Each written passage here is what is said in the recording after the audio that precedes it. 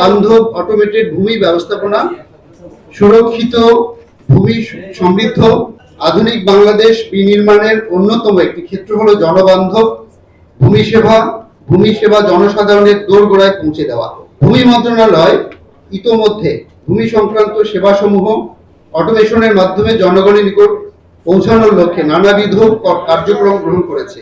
এ সকল কার্যক্রম সর্বসাধারণের মাঝে ব্যাপক আকারে প্রচার করা আবশ্যক। জনগণের দোরগোড়ায় সহজ, স্বচ্ছ ও ডিজিটালাইজড ভূমি সেবা পৌঁছে দেওয়ার এবং নাগরিক সচেতনতা বৃদ্ধির লক্ষ্যে ভূমি মন্ত্রণালয় কর্তৃক দেশ জুড়ে ভূমি সেবা মেলা 2026 আয়োজনের সিদ্ধান্ত গ্রহণ করা হয়েছে।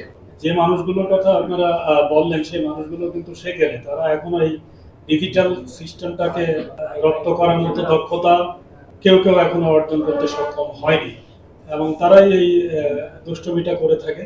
এ বিষয়ে আমরা সচেতন আছি।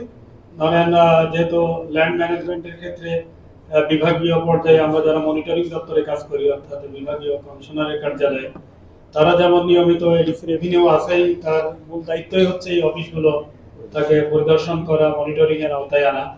অনুরূপভাবে জেলা প্রশাসকের দপ্তরে এডিসি রেভিনিউ, তার মূল কাজই হচ্ছে এটি, এবং আমাদের উপজেলা নির্বাহী অফিসার এসিল্যান্ড, তারা তো সিস্টেমে আছেই এই কাজগুলো করার জন্য। তো আমরা এই বিষয়ে সচেষ্ট আছি, এবং আমরা মনে হয় যেহেতু শুরু করেছি, ডিজিটাইজড একটা সিস্টেম চালু হয়েছে দেশব্যাপী, এর অর্থই হচ্ছে জনগণকে কোনো রকম হয়রানি ছাড়া দ্রুততার সাথে এবং সঠিক সার্ভিসটি প্রদান করা।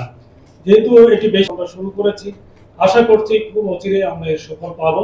আপনি যে দুষ্টু চক্রের কথা বললেন, এই দুষ্টু চক্র এই সিস্টেমের আওতায় এনেই আমরা তাদেরকে এখান থেকে সরাতে সক্ষম হব।